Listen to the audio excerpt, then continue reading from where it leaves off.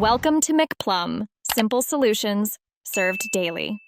In this video, I will show how to make pasta easily.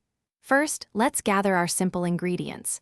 You'll need 2 cups of all-purpose flour, 2 large eggs, and a pinch of salt. Don't forget 1 tablespoon of good quality olive oil.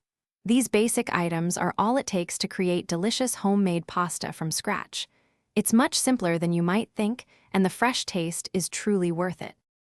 Now, let's get our hands a little messy. On a clean surface, make a well in the center of your flour and crack in the eggs.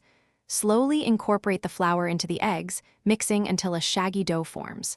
Then, knead the dough vigorously for 8 to 10 minutes.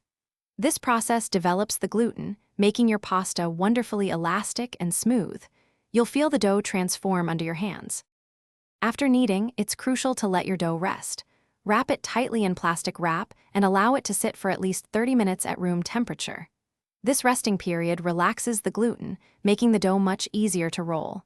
Next, divide your dough into 2 or 3 manageable pieces. Roll each piece out very thinly, aiming for about 1/16-inch thick. A pasta machine makes this step much easier.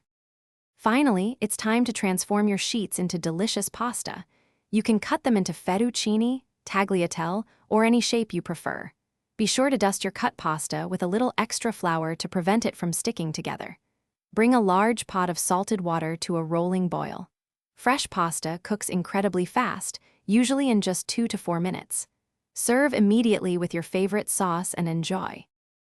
Thanks for watching. Stay juicy and subscribe.